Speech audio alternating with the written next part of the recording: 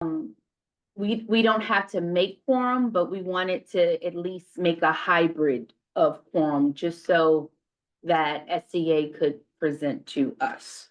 So with that being said, good afternoon, D11 families. Welcome to the CEC 11 January special meeting.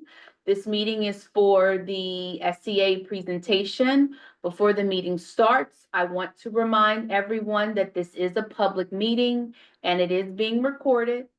The time now is 12:35, and at this time, only CEC 11 members are speaking. For those that are at home, please mute your mics. At the end of this forum, we will not be doing public comment, so therefore, no one will be able to speak. Thank you for being here with us today, and I will proceed right into roll call. So, Ashley Jones, I am present.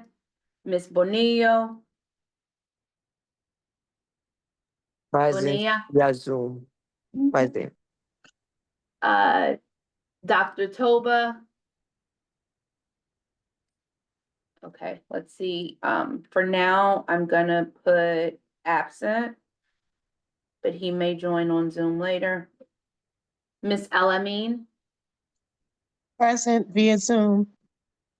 Ms. Garcia. Present via Zoom. Mr. Cruz. I'm gonna put absent for now, but he may join via Zoom.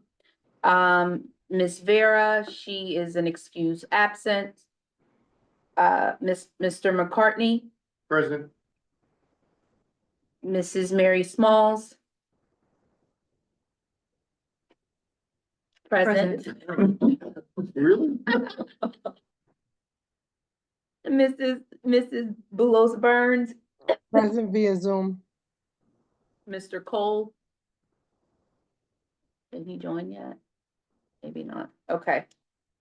He may join later. And Miss Matthews Cotton. All right, she may join later. All right, let the record show that we did not meet quorum. Excuse me. And there will be no voting, so there's no need to meet quorum for this meeting.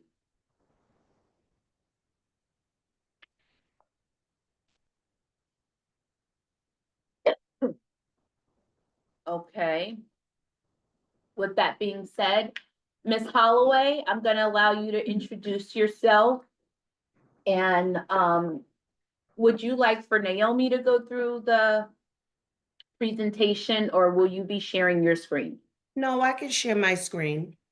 Okay, all right. All right, So- so good afternoon, everyone. My name is Nicole Holloway. I am the External Affairs Manager from the School Construction Authority for the Bronx. Once again, Happy New Year to all. And I am here to present to you the amendment to the 25 to 29 capital plan. And these will be the amendments, the November 24 amendments. So just bear with me for a moment while I share my screen. All right, let me just adjust this. All right, can you all see? Yes. All right, so at today's meeting, our agenda will include an overview of the 25 to 29 capital plan. We're going to go through some plan highlights, capacity highlights, 25 to 29 projects. We're going to talk through capital improvement projects. I'll briefly touch on Reso-A. Then I'll explain to you the new comment form. And then last, I'll take any questions or comments that you all have. So the current plan is for $20.5 billion. It's broken down across 4 programs. Capacity, $6.98 billion. Those are your projects that bring new school seats to school districts. Capital improvement, which is any work we do to your existing school buildings to keep them safe and sound, as well as airtight and water sealed.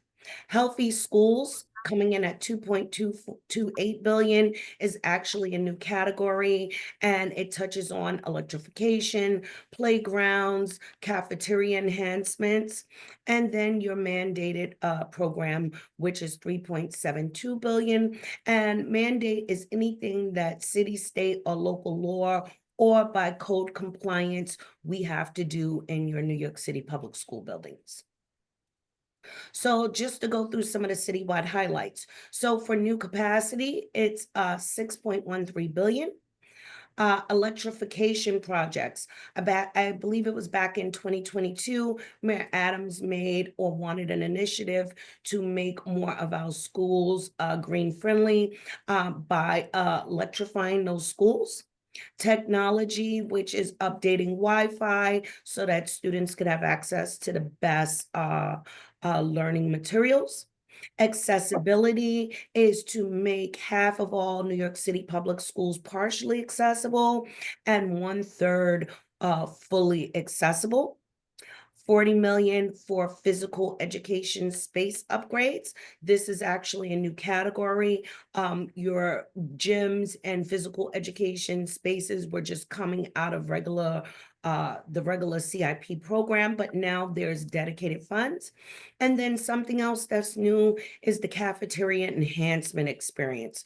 We realized that our cafeterias in our schools are kind of dated, and so there is 150 million allocated to specifically upgrading those cafeterias. Just to talk a little bit more about the capacity program. So one is new capacity coming in at 6.13 billion. That is for any of your new school buildings and or additions or annexes. Replacement programs are for any leases that's expiring and or to find a new space to lease, coming in at 400 million. The capacity to support TCU removals. So this is something new, as you know, and the last plan our goal was to remove all of the TCUs from schools in New York City. Successfully, we are working on the last, which in District 11 is X175. And when we remove those TCUs, we're replacing them with brand new playgrounds. So again, we have a playground redevelopment program that's allocated 50 million. So that's when we remove any TCUs and or temporary classroom buildings. We would change the space, redevelop the space into a beautiful new playground. And then early education sites, $200 million to upgrade and to do work on those sites.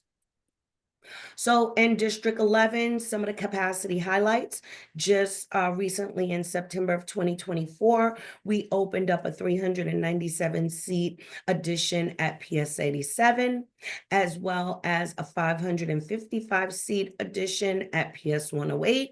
And we are currently working on the PS 105 addition that will open this September. And that addition has 344 seats, with 120 of those seats at 105 being D75. So here's some photos of the 108 addition, brand new state-of-the-art kitchen, great new main entrance, as well as PS 87 addition. And I think PS 87 is just awesome, where you have all of the capitals around the building incorporated into the wall tiles. So next up, capital improvements. How does something become a capital improvement project?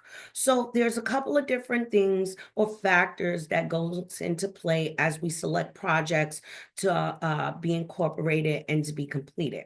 One is the BCAS survey. That's the Building Condition Assessment Survey.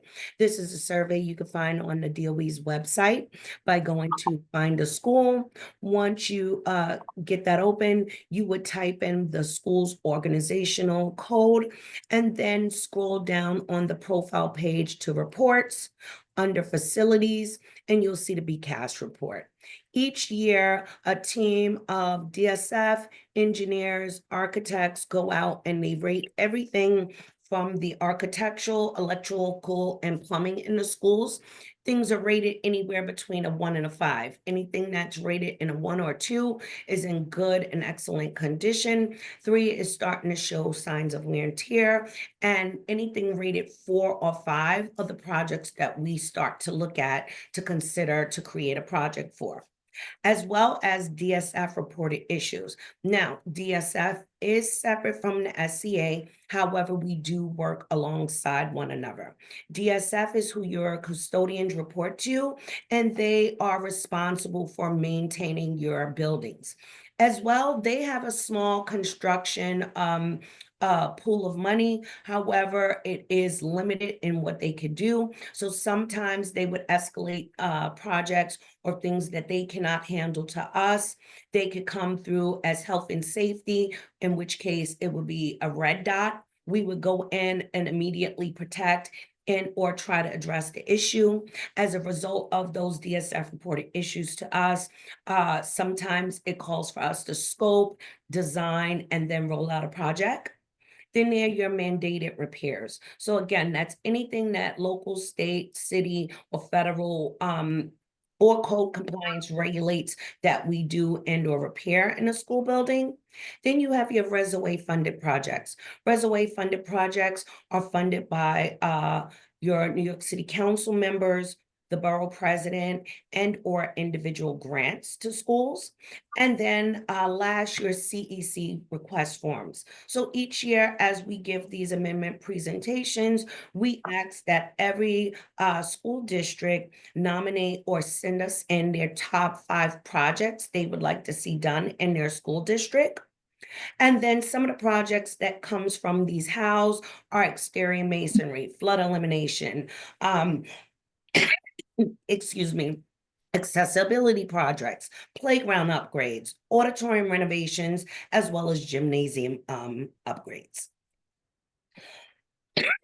So some of the District 11 CIP highlights, you have a multitude of projects that's coming from this November 24 amendment, as well as each year that I come back and the amendment is completed, there will be new projects added on. So we don't pick out all of the projects across the 5-year plan. Each year, there's new projects added. So some of those projects can be auditorium upgrades, cafeteria multi-purpose room upgrades, exterior masonry, reinforcing support elements in schools, toilets, school safety. So right now you have quite a few projects that will be coming online this year and or are already started, since this plan did begin July of 2024. These are just some photos, and no, they are not specific to District 11, but just to show you some of the work we do. Parapets and exterior masonry, often you'll see those types of projects bundled together. It can also include window replacement as well as flood elimination. And these are some of the projects we've completed in the past. So next is reservoir projects. So again, these are those school-specific capital improvement enhancement projects where the school that's applying for the funding from the elected official has full choice over what aspects go into. The only exception is that when a school wins a reservoir funding from an elected official, the SCA does not do anything, including scope and or design, until that money is released from the elected official to the SCA. It is a quite long period of time. But again, these are school specific, and we really work with the principals and or the representative from the school to incorporate as many of the things that they want into the project. So right now, some of the District 11 reservoir highlights, you have a whopping 21 auditorium upgrades, 1 electrical, 5 library, 9 playgrounds, and then 16 science lab projects. We are at the SCA are also a MWLBE organization where we're dedicated to working with minority-owned, women-owned, and locally based business enterprises on our NC and on our SCA projects. We also run something called a mentor program. That is a really good program for anybody who may be a mom and pop contractor who's looking for assistance to becoming qualified to bid on New York City public school projects. Through that mentor program, they will receive help with securing their bonding, their insurance, actually getting loans. And then we help them bid on our smaller, quicker turnaround construction projects so they can learn the knowledge to be able to do bigger projects. We did send over some brochures about MWLBE, Mentor, and our Reso-A programs.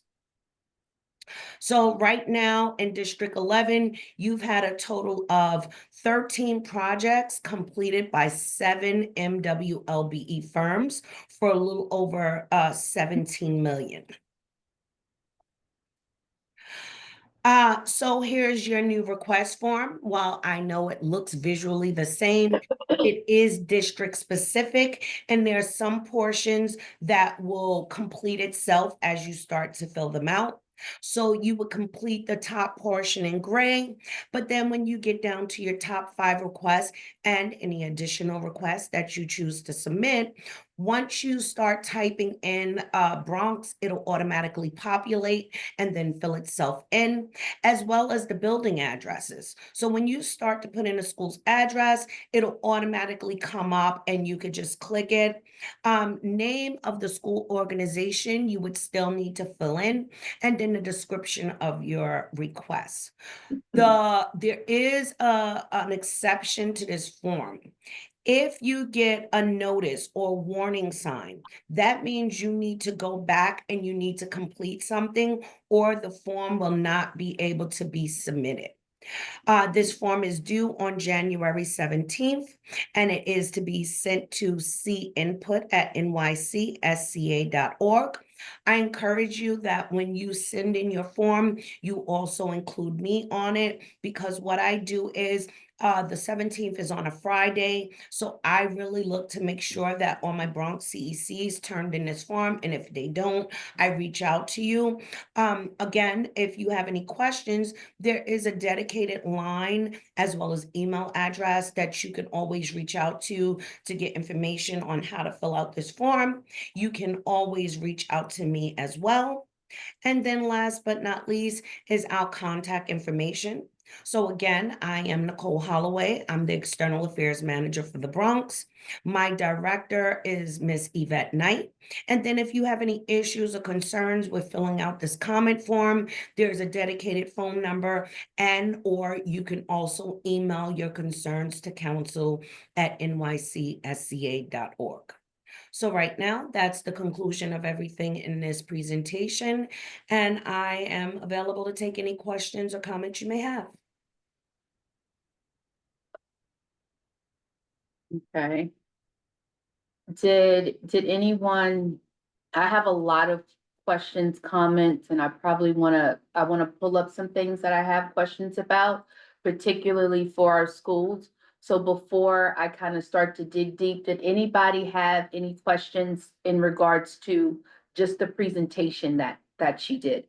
Because my questions are more for the CEC 11 request form that we're gonna select our 5 projects and fill out for the upcoming year.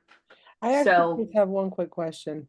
When you guys are just kind of piggybacking on what you were talking about earlier about the site locations, does the DOE own the sites? Like, do they own them or do they lease them?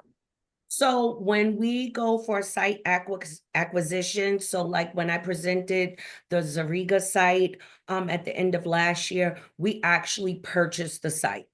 Okay, so all of the construction that's being done is on sites that we own? For right now, the designated site that we're looking at, which is the Zariga Avenue site, yes, it would be owned by New York City Public Schools. Okay, and are there any like lease sites that we do construction on as well, or no, or? Yeah, so Okay. anytime you see a public school inside of what would be an old Catholic school, Mhm. that would be a lease site. We do lease our sites with the Archdiocese for 100 years. Okay, And we do have some other smaller sites that we lease. okay. Mhm. That was more my question. So like, so is there money, like, do they put money towards those sites as well? That was really what I was asking. So Like, yes, okay, if we lease a new Catholic school, because those schools are so dated, we okay, do go in and we do allocate CIP, capacity funding okay. to work on that site. Perfect. Thank you so much. I really appreciate it. Sure, no problem. Yes, I have a quick question. I just wanted to know, as far as the lunchrooms, within the next 5 years, is it supposed to be all of the schools? All of the schools that need renovations or updates? Will No, all of the so schools be done? I'm, I'm sorry. So unfortunately, the pool of money is 150 million citywide.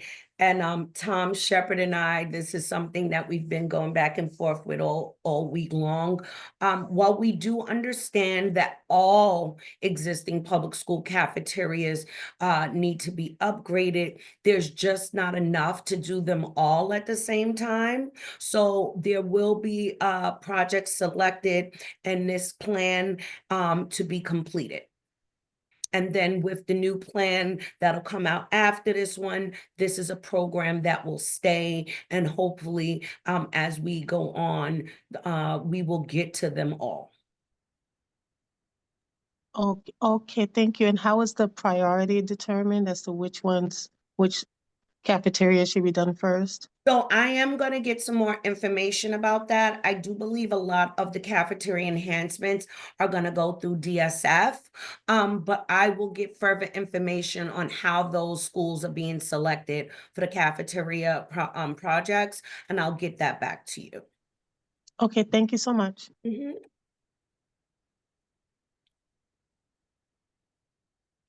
Okay, hold on, Naomi is about to share, the screen. So, just so, I guess just to bring everyone up to speed. Wait, Toba, you had a question Yes, before?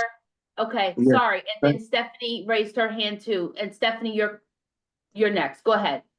Sorry, Sorry. I don't know. Depending on my location, I hope you can hear me. Happy New Yes. Year, everyone. Happy Thank New you, Nicole, for the presentation. My concern here is that if I submit request for, let's say, my school, and let's say they didn't get picked up, or maybe 1 out of 5 was done, those other 4, did they automatically form your list for next school year, or every chance to be done over again? So here's the thing about projects being selected.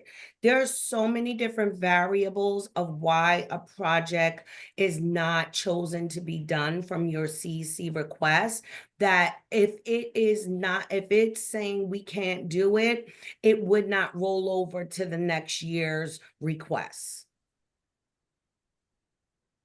Okay. So will you follow up your response with why you didn't do it? So you should have gotten the responses for all of the projects you submitted from when I came last year. That comes from a gentleman named Eric Martier. Thank you. Mhm. Let me see. 17 million, 13 projects by this. Okay, that's mine. Thank you very much. No problem. Ms. Bedelia, I see you have your hand up. You have a question for me?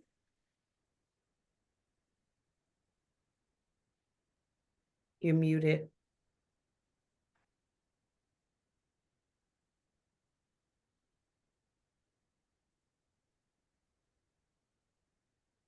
Stephanie, we can't hear you if you're talking.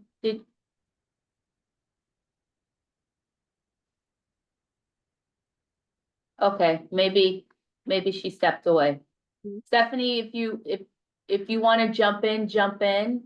Tom had a question and then we'll go into my questions. Go ahead, Tom. Okay, thank you again, Ms. Holloway, for being here.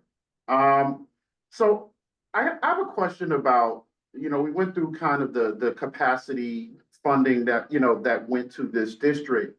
And, I will say that one for this district, the DOE, for DSF, and the SCA has been really, really kind to District 11. I do have a couple of, because there's some things I think we didn't mention, right? So, when we talk about like sports and athletics, right? The fact that we did the pools at Truman and Evander, right? We're still working on the field over Evander, so that's like really cool. There on the CIP photos, you have PS14, and PS14 is in District 8, but PS41 is in District 11. So I just wanted to just kind of flag that so that, a correction can be made there. Well, Tom, can I yeah. just answer that really quick? I told you at the beginning of the meeting, these are just stock photos for the presentation. No, I got the stock photos part, but it says PS14. No, it is. We don't always use pictures from in the district for these presentations. That's all it is. I just didn't have any pictures of PS41 to use for this particular presentation. Okay. All right. So a question was asked about so I guess I'm gonna ask it this way, right? So when we look at like the capacity highlights and we talked about like the 87 edition and 108 and 105, how much of this capacity money actually goes to paying for like leases in District 11, right? So I know that, as far as the Archdiocese is concerned, the DOE just opened a Success Academy right next to Evander at the old Immaculate Conception School. So did the DOE sign a 99-year lease for that building? And how much of this money this capacity money actually goes to paying for charters? Because if it's paying for charters, then it's not paying for our traditional schools. So I'm just wondering if you could like provide some clarity for that. We would not lease a site for a charter school to move into. Okay, got you. That's cool. And I'm gonna ask this question because I've been asking it all week, and just for the sake of full transparency for all the councils that I represent, my request is the same, and that is can we include our CECs in these BCAS survey walkthroughs, right? I think it's important when our CECs are sitting here and really trying to determine what its priorities are, that it has access to these spaces, like walking through, when these surveys are happening so that they can see for themselves and provide input, so that it just makes it easier for them to inform the decisions that they need to make. So I did bring your request back to our upper management. I don't have a response on how that will go, but I do know that the principal of the building, as well as the custodian, is included with those BCAS surveys. And I just want you to keep in mind that it's not a 1-hour survey that's going to take place, because there is 3 different segments. So you have the architectural, you have the electrical, and you have the plumbing. So if it were that you would be available to come, you would probably need to dedicate about, I'm just guessing, about 15 hours of time to each school survey. Because again, it's done by engineers for each of the the genres or each of the programs, the architectural, the electrical and plumbing. And like I told you the other night, I did bring that information back. And as soon as I get a response on, how CCs or if CCs could be included in those BCAS surveys, I will let you know, but it is specifically head up by DSF. Okay, thank you. Mhm. And thank you both. And with that being said, I want to pull up one of the BCAS surveys, just so we as CC 11 members here, when we're filling out the CC request form, we know what projects to put on here that would potentially at best get approved. So with that being said, Naomi, if you can go and pull up the report for PS 178 facilities. And yeah, Actually, we while can go she's to doing, the while she's looking that up, just a quick question. So uh-huh. we're competing with all of the other districts on these, so we're submitting 5, but we're still, just to be clear. And then we're competing with the other districts as well for those 5 slots, or is it just our 5 projects and everybody else has like 5 projects? Everybody else has 5 So we projects. all have 5 projects. Mhm. And then out of those 5 projects, how many of those get approved? I can't say. It just really depends on the BCAS. It depends Got on when that particular request, if it's So capital basically, eligible. we all have the opportunity. I'm sorry to cut you off. I'm so sorry about that. Basically, we all have the opportunity to submit, but it doesn't guarantee that a project will happen per district. You're That competing with all the other districts for those projects. I wouldn't say that you're competing. I would more so say it determines, it's the variables, right? So it's what does the BCAS, because based on looking at something like, let's say, for instance, you may feel that your playground needs to be upgraded. But if this BCAS report rates your playground at a 1 or 2, it's not going to be fixed. If it has had work done within a certain amount of time, it's not going to be done. If the work you're requesting does not have at least a 5-year lifespan, it wouldn't be included. So there are Okay. some guidelines to capital eligibility. Got it. Thank you. I'm sorry, and I appreciate the clarity. No problem. And with that being said, so we're basically looking for 5 projects that are capital eligibility, that would potentially be capital eligibility approved, Mhm. right? And the Yes. way that we would do that and determine that is by looking at this report. Looking at that report, I would also say you should talk with the custodian and the principal, because just because we don't have a project dedicated at the moment, it doesn't mean that it's not in scope and design to come. So there's just a couple of things, as well as you might want to find out if it's something that DSF may be working on. Because remember, I explained DSF does have a small construction budget and they could do some work as well.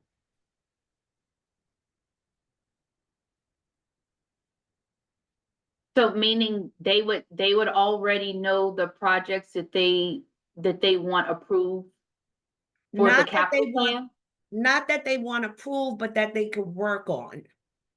that they can work on. Yes, that their budget will allow them to do. Okay. But we're trying to determine what projects we should be trying to handle here for the SEA budget. Could they help us with that, or? Yes, a combination of speaking to the custodian, looking at this BCAS report to see where it's rated. And the reason I say you will want to talk with your custodian and perhaps the DDF for the building is because it might be something that we're already in the works of doing. So if you submit a request for it to be done, it might get denied on your CEC request because we're already in the process of doing something or designing or scoping to do the work anyway. It's just, it's a couple of different variables. Okay, but even on these reports, right? after looking at these reports, how do we know what's on these reports is still outstanding? And then anything that is on this report, when are the deadlines for all of these issues to get resolved? Like what does that time frame look like? So it's really hard to give you, so say like here where it says loading dock, 5 poor, it's hard to give you a estimated timeline on when it's gonna be finished because it has to be scoped. We have to start design. We may have to do surveys. So it's so many things in there. I would wanna say typically a project could go through scope and design. It could take upwards of a year, a little more. Then it has to go out to bid. So it is quite a lengthy turnaround time for a project to happen. We can't just go in and fix it by hand. Like we see this needs to be fixed and we just fix that. Everything that we do has to be scoped, designed. There's filings involved, especially if it's work that's going to impact DEP, below ground. Another thing that can hold up a project is SWIP approval. So that's anything that is underground piping involving DEP. They have to give us feedback. If it's a playground and let's say it's a jointly operated playground, we can't just go in and design and complete a jointly operated playground because we have to get feedback in the okay from Parks Department too. So timelines just can vary across projects. I have a question. Just going back to what you said a little earlier about talking to the custodians in the school because some of these things may already have been scoped or already be in progress. Is there some kind of documentation available that would tell us that? Or is this just like a word of mouth, like you just kind of have to talk to people?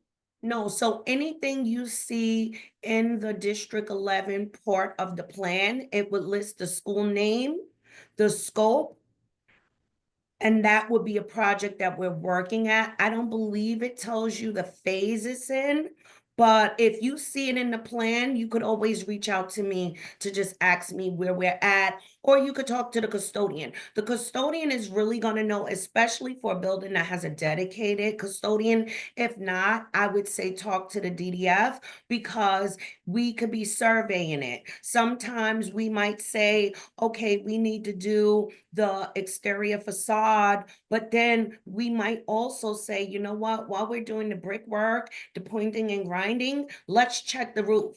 Let's check the parapets, in which case now we need to have those engineers come in, assess that, and then give us feedback. So sometimes, like I said, an exterior masonry project could come about, but then we go, let's look a little further. Let's survey this roof and see how it is in comparison to the warranty. So there's just so many things that go into it. I would say check with the custodian, check with the DDF, and then if all else fails, you want to reach out to me. But the projects in the schools are listed in the plan. And sorry, because the acronyms are new to me. DDF is what? Deputy Director of Facility. So that is who your custodian reports to, and they are under the Division of School Facilities under Rob Williams. So that would be any person on Rob Williams' team. For District 11, it's Alexandria Cruz. Cruz, Got that's it. what, Okay. so, and it sounds like that's who we need a meeting with, Alexandria Cruz, to really help us write out this, what Or at they least deem is get feedback. important on this list. Yeah, well, that's a nice way of putting it, giving us feedback of what they feel like that should be Yes. on this list. Because So, she would thank really you. know. Just to add Right. to that, she would know if it's something they're fixing. So a lot of times things may come up and it's not actual construction, it's maintenance, right? So it might be something that her and her team is already working on. So that's why talking with your building's DDF, talking with the custodian would be really helpful as you come up with your top 5 priority projects. Okay, I have Cor- another question. go ahead. And Karina has And- her hands up. Okay. Just related to the time frame on this, because I know that like these reports, it looks like, I mean, the print date says August, so I'm assuming they were done around the end of the school year, perhaps? No, look at the top of the report. Could you scroll back to the top? It'll tell you the date that the report was done, and it'll actually tell you if it was edited.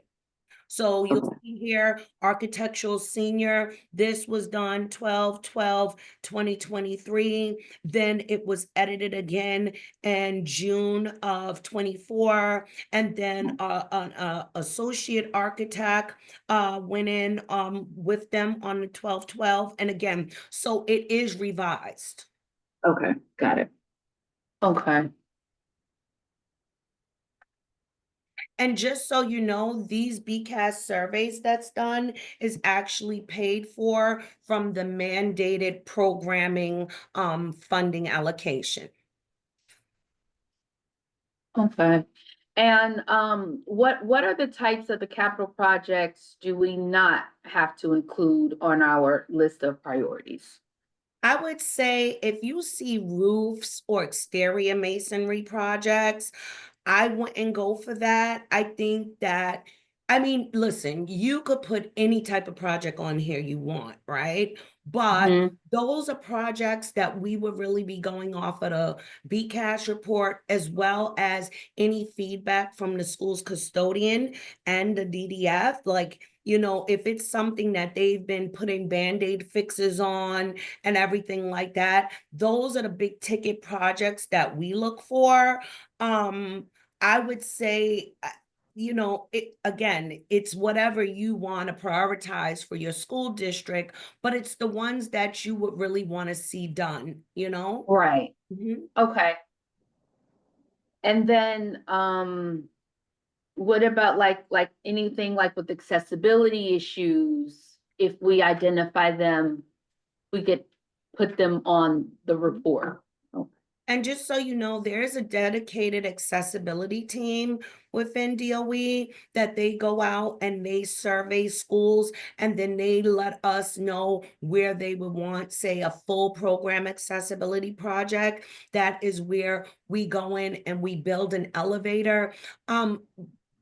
Full program accessibility is a little more difficult because that is when we have to actually build an elevator. And as you know, a lot of our public schools don't have a lot of space.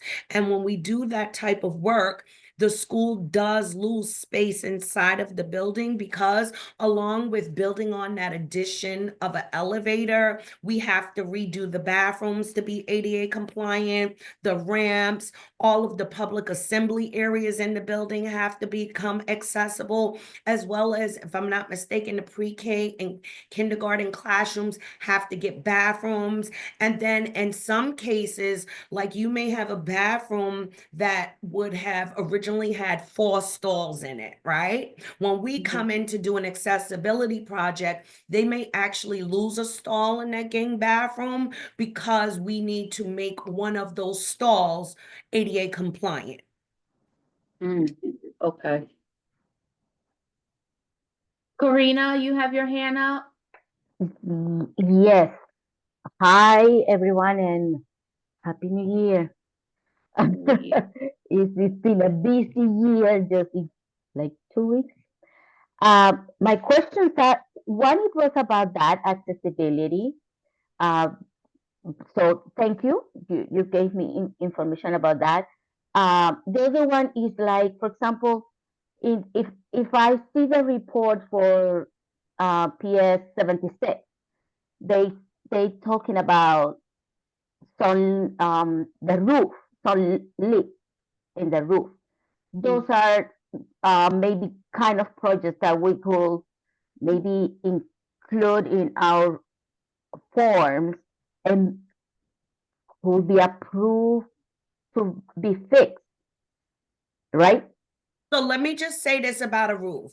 Because roofs typically have a warranty, You will want to check with the custodian and or the DDF to make sure that roof is still, if it's still under warranty, because if it's still under warranty, then we will be calling them, that manufacturer or whoever installed it, to come back out to do that. So it wouldn't necessarily generate for a full roof replacement project. But yes. Okay. I was last week in the PSMS 108. The building looks awesome.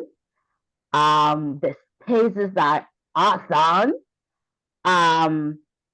But there is a connection between the planning, the SCF planning, the budget, and the class size for the schools, because that was something I was talking with the principal in 108, and they trying to implement, but they have this new building and still they struggling with the space and the enrollment, like for kindergarten, for example.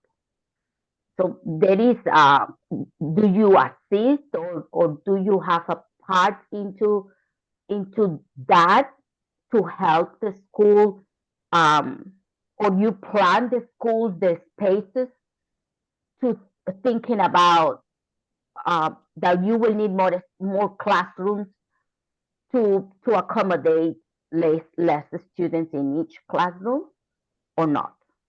So let me see if I'm understanding you correctly. You're saying that the existing 108, along with the addition, they're still gonna be overcrowded when they have to do class size reduction? It looks like they're implementing it, but right now maybe it's a little more problems into the kindergarten enrollment. There's a lot of kids coming in there I and don't- trying to get into school. So I'm not quite sure about that. Like, I would think in a case like that, you would need to check the enrollment of the program and just kind of make sure they're not over enrolling. I would have to look into that. That's not a question that I can answer right now. Okay. Yeah, I And- think and Tom, I you said that might be district planning. Yeah, Ah. Yeah, the planning. question for district planning. Yeah, and Ron Cacciapoli. Mhm. And the other question that caught my attention in the presentation was about the mentor program. How is involved the SCA with a mentor program? It will provide the space. How that? No, How is so that? any project completed by one of our mentor contractors are completed the same way. You know, they just do the work.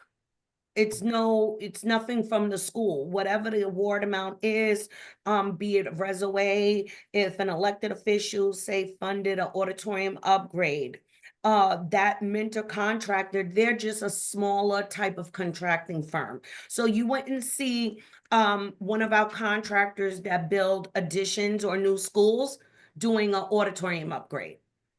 So they would do just smaller scale projects so they could get the experience, because again, we do have, the way construction is done in a New York City public school is completely different than outside construction. And so they are just being coached on the process of how to go about doing the paperwork, securing the loans, ordering their supplies from our qualified vendors and things like that. That's it. That's the only thing with that program. Okay. So it's really not for the schools. The mentor program is solely for, like I said, anybody who might be a mom and pop contractor, say they're working on private construction and they want to broaden their horizons to now being qualified to work on New York City public schools. Not just any contract or construction firm could work in a New York City public school because the work is so specific in the way that you have to do it and the paperwork and everything else like that. So that program is more so for the contractors to help them. For you, for the schools, it just means it's a smaller scale contractor doing the work. Okay. And my last question. The deadline is next week, January 17th. That will not be extended? No, it will not. So unfortunately, the deadline is January 17th. The amendment was released in November of 2024. We do try to schedule these presentations ahead of time, but it's not always available. But this is something that we ask every year. So I would say you don't necessarily need to wait until the amendment or my presentation to start looking at your schools to figure out your top 5 priority projects. That's something that as a CEC, I think that you'd want to be talking to schools all year long, reaching out, getting feedback from the custodians and the deputy director of facilities all year long, knowing that the amendment is coming out in November, knowing that we'll be coming to present. Sometimes scheduling these presentations between my schedule and just when you all, have your meetings, it's a little difficult to accommodate before January, before the deadline. But just to give you some feedback, what Tom said about having CECs a part of the walkthrough, because when you have new people like us, we're all a new CEC. So when you came the first time and presented to us as far as in just with the new projects that you already had selected, like that was just the first whip of information. We didn't know that we had to fill this out. And even when we did know that we had to fill it out, we didn't know that all of this information you're just telling us now, it had to be based off of 5-year projects. It has to be in certain contracts. We didn't know all the criterias that's also around it to be able to select these projects. So even right now in this crunch time, and I want the rest of the board to fill in, it seems like we're gonna have to pretty much try to schedule a meeting with facilities just to even see what they deem as highlighted projects or things that they would like for us to kind of like work together to make sure that happens in this district. So it would be nice if we were part of the walk, if that was actually something that a CEC did. Because if you So- think about just all the new candidates that come in, if that was also part of our role and responsibility that we knew we had to do, the same as the school visits, it would make these moments with you so much easier. Because I would, you would know, oh no, we've been working with this, even if we're tracking issues for years, they'll say, oh no, we've been tracking this roofing issue for years, is not as much of a priority as it is at this school right now. They're up to, it's time for them to get a roof opposed to this school getting a roof. And it would just make this process a lot easier. Can I just And not add kind of just something? giving to us at the last of the amendment. Go ahead. Can I just add that BCAS survey that's done by an engineer, that Mhm. engineer is the professional, right? So when those BCAS surveys happen, they're going and they're looking at things that it might not be safe for you as a CEC to do because they're the professional. Like they're even giving us the feedback because even our construction managers and everything, even DDFs and DSF, they might look at something, but they're not, say, a mason. They're not an engineer that knows how to report on it and how it needs to be listed in terms of the structure, in terms of the structural quality of it. So I think that's one of the big reasons why when they do those BCAS surveys, they wouldn't, because you're going to give your layperson's feedback to an engineering specialist who's going to kind of like, that person now would have to kind of explain to you how it's being rated, because they're an engineer. That's their job. That's what they're trained to see. They're going to see the things that you nor I would recognize. You know what I mean? I don't think that's So, the issue Huh? That, for me. Like, I can, think it's can I more just add, so- that's, and I just want to add something. That I understand that perspective, but there's still a communication piece, because I get that. I think it's more the communication. There's still a communication piece that's missing, because you're right. You're right. I wouldn't even probably want to come in there and do a walkthrough with a high level at that, at that capacity. However, but I would want to be brought into a room and said, okay, this is what the, engineer said, and this is what we need for you to understand in order for these projects to get managed, especially you being the liaison. And then you can go through what we have 5 roofing issues, but and maybe that's not done during a walkthrough. Maybe that's more of a routine scheduled conversation with the principal and facilities. And just giving the list of this report, just for this report to be talked about at some point with each school, opposed to at the end of we're in the middle of the school year and now I have to say, what are the 5 projects? So let me just add to you, you're just looking at the architectural survey of this one building. And if I'm correct, I can't see the bottom of your screen. This survey is about 50 pages? Mhm. Okay, now this is 50 pages. Then there's the electrical portion. Then there is the plumbing portion. I don't think we have the bandwidth to meet with every school and to go over 100+ pages of the rating and the feedback that's listed out here. I mean, That's why I'm saying I don't think it would be you. It wouldn't necessarily be maybe someone in school construction authority, but at least someone at that school and in facilities to sit down. Because then what's the purpose of me filling this out at all? Because You're if I correct. don't know what's on this report, I don't really understand what's going on. Why am I even required to list out these 5 projects? What do you really need from me? So I would encourage you as a council, when we have these meetings, encourage your DDF to attend these meetings so they could give you or speak to specific feedback. Okay. DSF and the DDFs don't come to these meetings. And it really would be helpful because they're the ones that's your custodian's boss. So if something is being addressed by the custodian or the DDF, they would be, it would be great if they were here to share that information with you.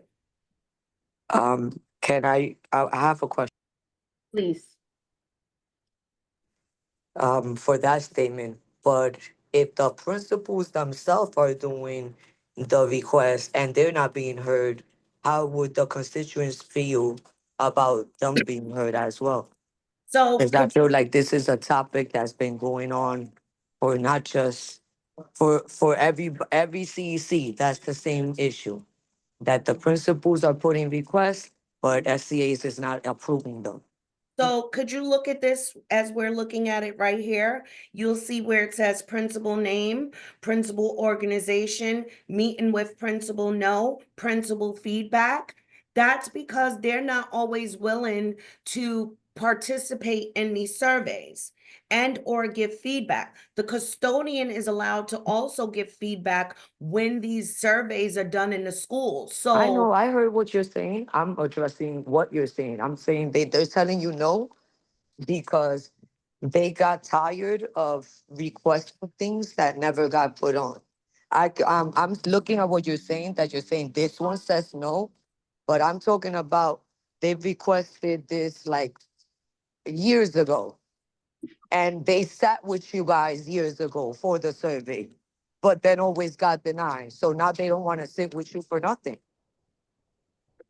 They didn't sit with us years ago because this survey is done each year. So each That year, was like, the that principal, was what I was saying. Each year they have to sit with you. And I'm they pretty need to sure sit they with the, sat with you in one of those years. I was in a meeting where a principal said that they sat with a SCA, and it's been 14 years and they've never gotten approved. I can't speak to that. I don't know what the. That's okay, you That's- can, but that's what I'm saying. But that is what's happening. That's why you're not getting the, I guess, engagement from the principals for now. Okay.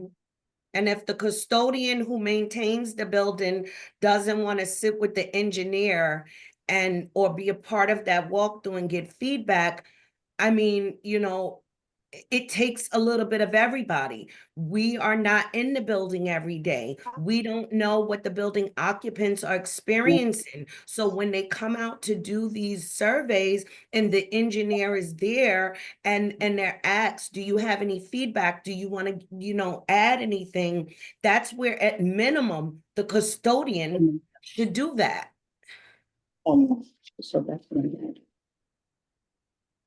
I have a few questions also. Okay, I can have I one just, last cause I know, question. wait, Sorry, can I I have, just add one thing just to, cause some people have to leave. Oh. So just for CEC 11, what we're gonna try to do is I'm gonna try to get a meeting scheduled as early as possible with Naomi, something on Zoom with all of us with DDF, so with Alexandria Cruz and Jose Gonzalez, to see what they have that's prioritized, and so we can just best fill out this form, talking through some things and working with them, because they would know a lot better than us. Did anybody have any issue with that? no, No. Okay, all right, so go that ahead. was kind of from my next thing here, because we have to work with building facilities in order to, especially the electrical work. They want SCA to keep that in mind for certain projects. So one of my other questions is, like a project like Truman Campus, how do we get that approved? What project, Right. Truman, because we're doing quite a few projects in that building already. That was, so I am speaking about the campus, like 153, 178, which I know you guys are already working on. And we have 181, 180, and we also have Truman. So how does the work there get addressed when it's a campus? They still have to do separate projects? Yes, everything Oh. is separate for each building. And then I need you to understand that doing multiple projects all at the same time in a building presents a real hardship for the school. So like if we're working on Truman's athletic field and then we want to come in and you want their auditorium to be done and or their gymnasiums, now you're taking away all of their public assembly spaces. So how do they have gym class, mandatory gym class? How do they have any large gatherings? So again, there's so many factors. It's just, it's But hard. wouldn't those certain parts of the projects be done like per se in the summer? When No, the students are not there? let me just tell you, there is no project that could be completed from start to finish in a New York City public school in the 7 weeks of the summer break. And the reason I'm saying 7 weeks, even though it might be 8 weeks, is if the building has a charter school in it, say for instance, Success Academy, Success in school earlier in June, they come back the end of July, and we have to let them go back to their classes in August. There's no 8-week turnaround construction project, unfortunately. And then another reason is if we run into any unforeseen circumstances, like a lot of our New York City public school buildings are older. So when we do go into a building to say do exterior masonry repairs, parapets, roofs, or even window replacements, we may go in there and we start the work, and then we come across something that was not in the scope, something that we didn't anticipate once we open up a wall. We can't just skip over that and continue with the scope work. We have to stop, have it evaluated by an engineer, and move forward. So again, there's, we want to make sure that we're not impacting the building all over the building, because it's hard for them to still run school. Remember, we're doing construction and an occupied school space. It would be different if a school could be relocated, you turn the building over to us, we could go in there and we could do all of the work. We have to work around their scheduling. We Right. have to work around when schools don't want us to do work. You know what I mean? Even like even like a bathroom upgrade. You guys might say, I want the bathrooms done, redone in this building.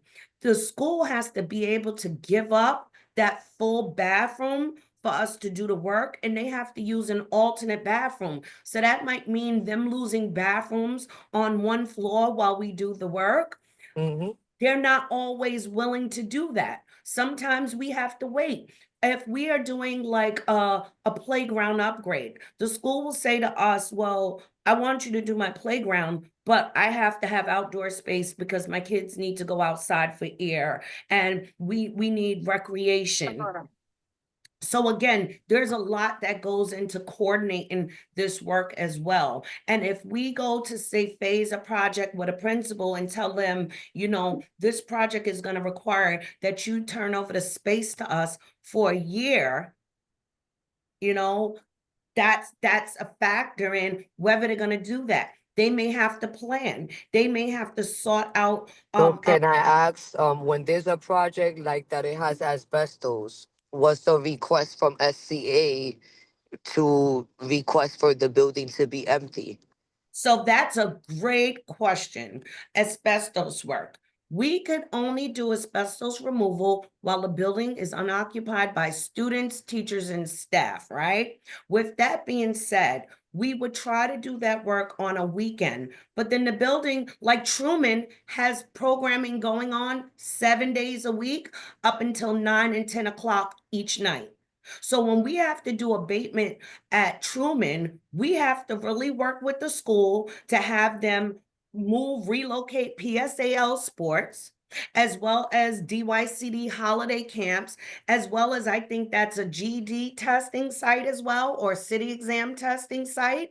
That building is utilized by school safety. So again, it's not as easy as you think when we have a project to go into a school to do the work. We do get pushback from the school on, wait, you gotta wait. We can't turn over the library to you until the summer. And then they have to find a way to work around losing that space. That's the same for gymnasium or auditorium upgrade, even with these cafeteria enhancement projects going No on. problem.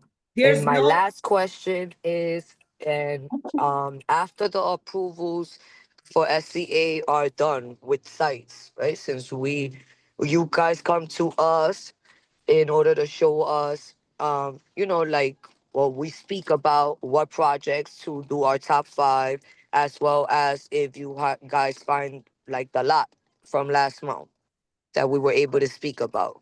So I want to know if SCA, after the approvals are done, can CEC be included in those monthly meetings? what month? Okay, I'm a little unclear. So you're saying you submit a request for a project to be done and we approve it. Right. What monthly meeting are you referencing? The monthly SCA meetings that are happening in the school with UFT chapter leader, the principal, SCA, the custodian. Everybody sits at a table. They speak about the issues and what's going on. I mean, what's the updates on what's being worked on, and any concerns that they have. So And so that's it's on in the that meeting. school. Why can I mean, like, if that could be considered for after the approvals are in the sites, now CEC is also able to be part of those meetings if they wish to. So that's for the schools to invite you to. Remember, we work for DOE and then you're under DOE. So my monthly job committee, so if there's an active project at a school, that school is gonna have a monthly job committee meeting. From my side, I am required to make sure or to invite the principal, the custodian, and the UFT chapter leader. If you want to attend those meetings, you need to ask your principals in your schools to invite you to those meetings. Well, let me just clarify that for everyone. We don't need to ask the principals. We could also ask, we not only just need to, we can only not ask the principals, we could also ask facilities if we could join the meetings. But it's disheartening that you're willing to do a email for everybody to have this meeting, you know? But not include, now let me include CEC for this as well to see who's the school liaison. I know that it's not your job, but from last meeting, that when I brought this question up, your reasoning was that SCA will never invite CEC to one of these meetings. So that stood with me. So that's why I want to know, what Well, are we doing moving forward? it's not Because that, if we, let me finish, because if we keep getting asked for you to come to our meetings, but you're not willing to come to invite us to yours, that's an issue that I feel is not true partnership. You can't come keep asking us for, oh, we got a deadline, and let's have this meeting. That way we could have this discussion with you, but you're not willing to meet us halfway after the approvals are done. so And I feel like that's not fair. can I just clarify something? Yes, you can. Don't meet monthly with a school if there's not an active construction project. Well, that's what I'm talking about. I'm talking about an active construction project, which is approved from SCA. I'm not talking about anything else. Okay. I will take that. And that was why I said, and your response to that was that you'll never invite us to that. Because And our protocol is to meet with the occupants of the And building. I understand, but your response to how it was back last year to this response, I like this response better.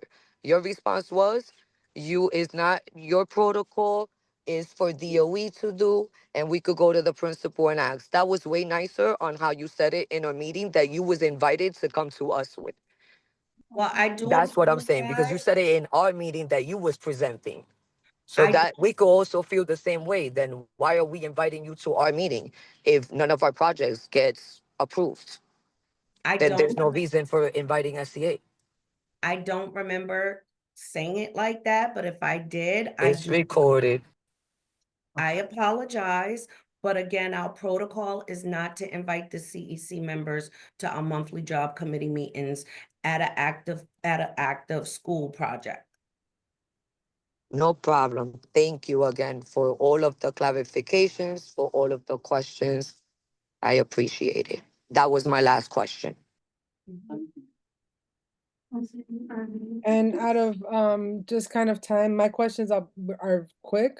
The first parts of my question are, with the surveys that are provided to the principals, is there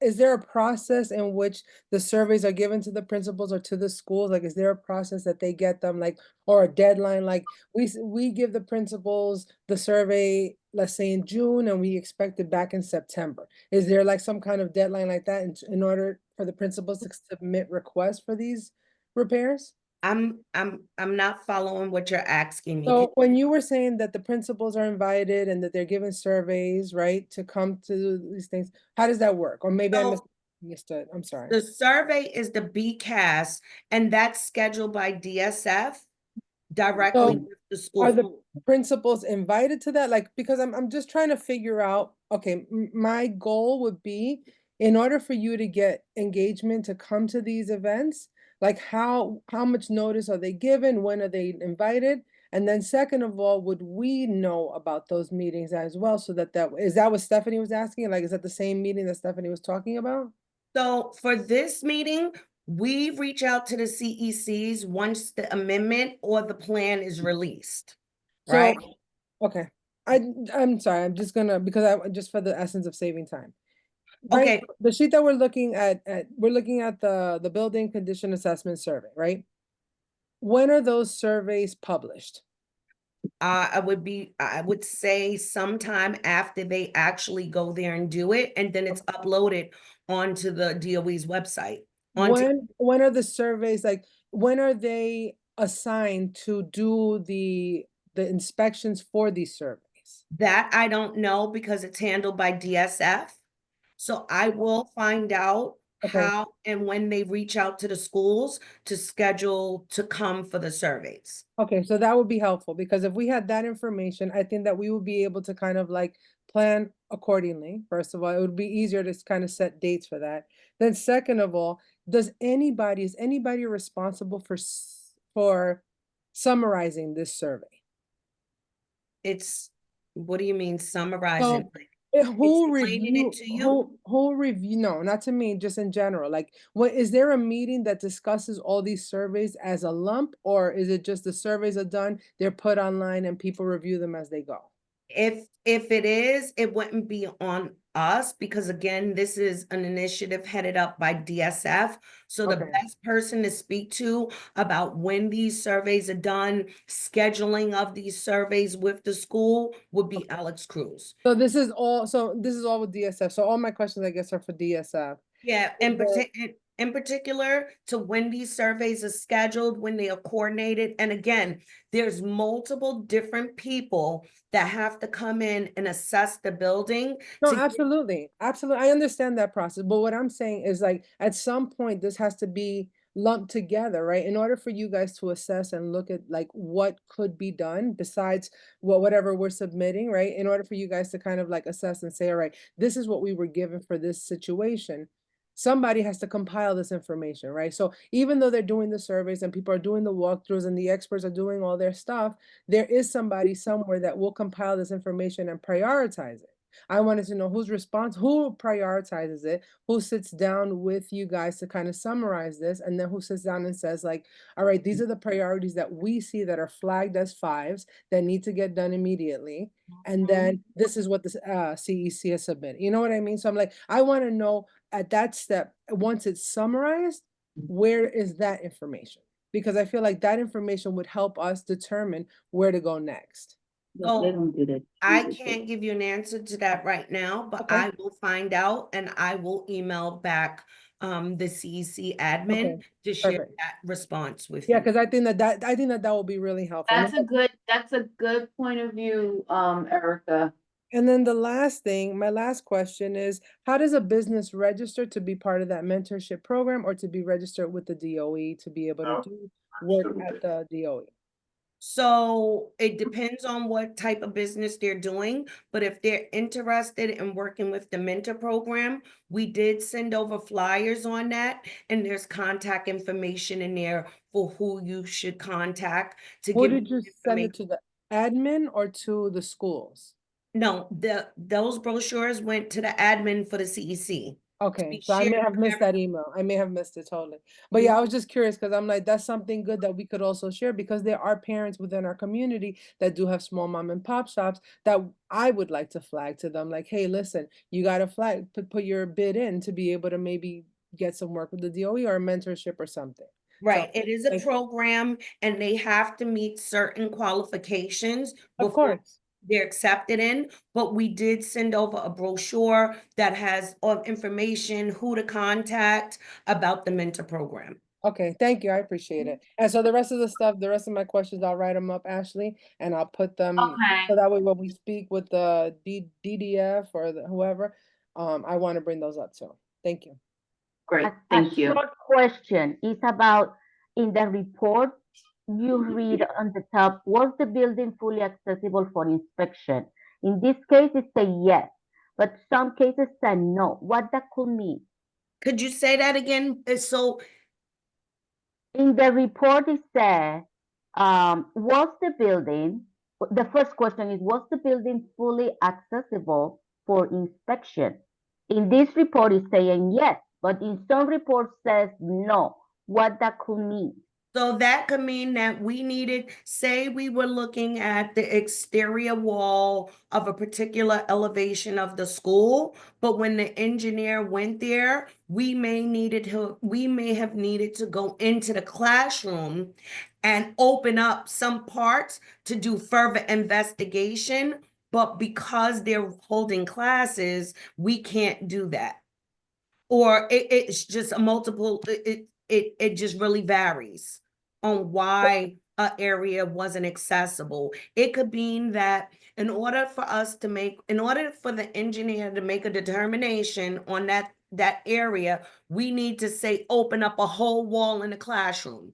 That engineer at the time of that survey couldn't just go in and open up the wall because it needs to be planned with the school because it's an active space that the school utilizes on a daily basis. So that means that we would have to plan and or wait until a time where the school is not using the space, that we would be able to go in, open up that wall, survey, and perhaps do some testing before the engineer can make a proper determination on what needs to be done or on what level it should be rated. So that just means, sometimes you look at something on the outside and it looks great, but that's not what we need. We need to get behind the wall and see further. So that takes quite a bit of coordination.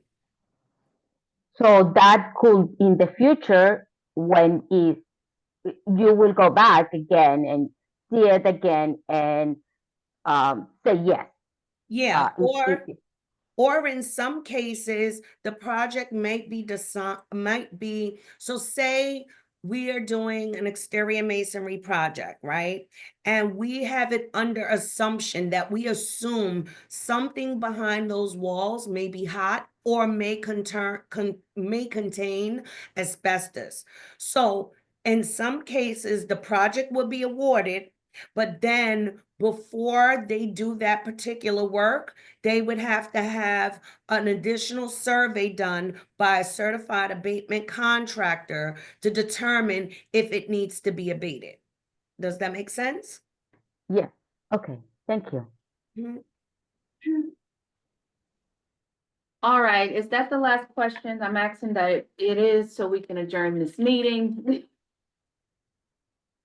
Did anyone have anything else? Just wanted to say thank you, Ms. Holloway, for coming to the meeting and clarifying this information. I appreciate it. Sure. Thank you for inviting me. Oh, yes, Thank Ms. you. Holloway, well, you always come in and any questions that we have, you always jump in, and we definitely appreciate you. And just please note that any of our frustrations that we have is never with you. It's always just, with the way things is handled, and it's like well, whatever. With the old Okay. protocols. I'm not even gonna go back into it, but if we don't have any more questions and there's no closing remark, can I get a motion? Can I get a motion to adjourn? I, Erica Bulos, like to motion that we adjourn our special So meeting. that's a motion to adjourn. All right. You could, so Toba did I it and I third. seconded. Oh, Toba second. Okay, Toba second.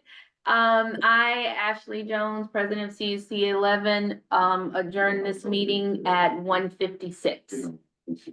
Thank you. Great. Thank you. Thank As you, a hell- everybody. Have That's a a great hell of a weekend. meeting. Good job. Good. All right then, Toba. Yeah, have a great one. Everyone have a good weekend. Take You too. care. You as God well. bless. Goodbye. Stay. It does, if